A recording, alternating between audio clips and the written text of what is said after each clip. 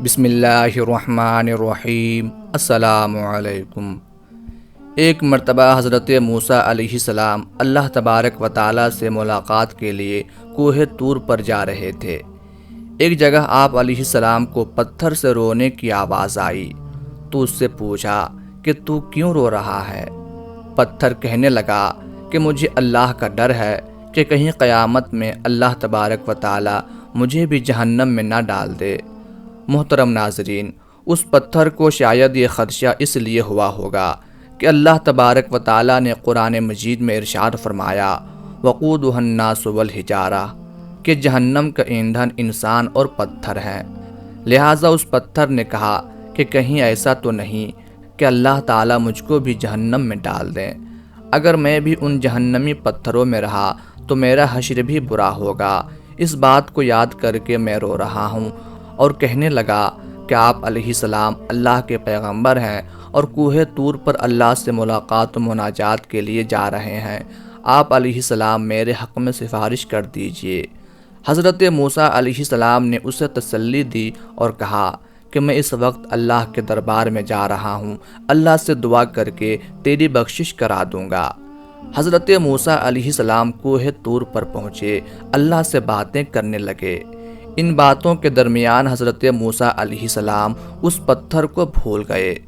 محترم ناظرین، اب دیکھیے اللہ کی رحمت اور اس پر قربان جائیے کہ جب واپس ہونے لگے تو اللہ نے کہا کہ اے موسیٰ، تم اس پتھر کو بھول گئے، کیا تم نے اس سے سفارش کا وعدہ نہیں کیا تھا؟ حضرت موسیٰ علیہ السلام نے عرض کیا کہ اے اللہ، واقعی میں بھول گیا، آپ جل شانہ سب کچھ جانتے ہیں۔ اللہ تبارک و تعالیٰ نے فرمایا کہ جاؤ اس سے کہہ دو کہ ہم نے اس کی مغفرت کر دی اور اس کو بخش دیا، اور دیگر پتھروں کے ساتھ اس کو جہنم میں داخل نہیں کیا جائے گا۔ حضرت موسیٰ علیہ السلام خوشی خوشی واپس آئے، اس پتھر کو خوشخبری سنا دی اور چلے گئے۔ پھر کچھ دنوں کے بعد حضرت موسیٰ علیہ السلام کو کوہ طور پر جانا تھا۔ اسی راستے سے جا رہے تھے کہ دیکھا وہ پتھر پھر بھی رو رہا ہے۔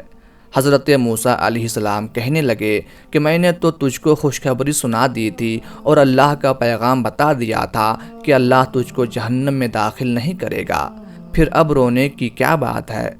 پتھر کہنے لگا کہ اے موسیٰ، اس وقت اللہ کے خوف و ڈر کی وجہ سے رو رہا تھا اور اب اللہ کی محبت میں رو رہا ہوں کہ جس اللہ نے مجھے ایسی نعمت عطا کی، کیا اس کی محبت میں مجھے رونا نہیں چاہیے؟ اللہ اکبر۔ محترم ناظرین، اگر کوئی یہ سوال کرے کہ پتھر کے رونے کی یہ بات کیا صحیح ہے اور اس کی کوئی دلیل ہے، تو میں عرض کروں گا کہ ہاں، اس کی دلیل قرآن میں ملتی ہے۔ ایک جگہ اللہ تعالیٰ نے فرمایا وَإِنَّ مِنَ الْحِجَارَةِ لَمَا يَشَقَّقُ فَيَخْرُجُ مِنْهُ الْمَاءُ وَإِنَّ مِنْهَا لَمَا يَهْبِطُ مِنْ خَشْيَةِ اللَّهِ وَإِنَّ مِنْهَا لَمَا يَتَفَجَّرُ مِنْهُ الْأَنْهَارُ، اور بے شک پتھروں میں ایسے بھی ہیں جن سے پانی نکلتا ہے، اور بعض وہ ہیں جو اللہ کے ڈر سے گر پڑتے ہیں، اور بعض ایسے بھی ہیں جن سے نہریں پھوٹتی ہیں۔ حضرت مجاہد رحمۃ اللہ علیہ اس کی تفسیر میں فرماتے ہیں کہ جو بھی پتھر ایسے ہوتے ہیں جن سے پانی نکلتا ہے، یا وہ اوپر سے لڑھک کر گر جاتے ہیں، یا جن سے نہریں اور چشمے ابلتے ہیں، وہ دراصل اللہ کے خوف کا نتیجہ ہوتا ہے۔ اللہ اکبر۔ محترم ناظرین، ہم کتنی نعمتیں کھاتے ہیں، لیکن کیا اللہ کی محبت دلوں میں سمائی ہے؟ اللہ کے حکم کے مطابق زندگی گزارنے کا کوئی جذبہ پیدا ہوا؟ جانور اللہ سے ڈریں اور پتھر میں اللہ کا خوف ہو، لیکن انسان بے خوف ہو کر زندگی گزارے، کس قدر حیرانگی کی بات ہے۔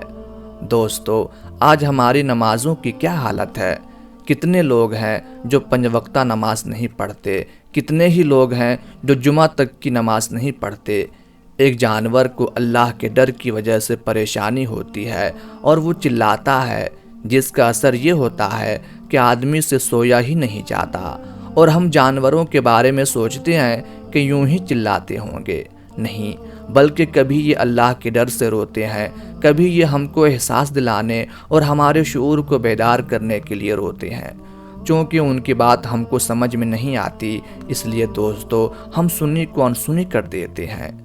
اللہ تبارک و تعالیٰ سے دعا ہے کہ اللہ ہمارے دلوں میں اپنا خوف پیدا فرمائے اور ہم سب مسلمانوں کو اپنے اور اپنے پیارے نبی حضرت محمد صلی اللہ علیہ وآلہ وسلم کے بتائے ہوئے راستوں پر چلنے کی توفیق عطا فرمائے۔ آمین یا رب العالمین۔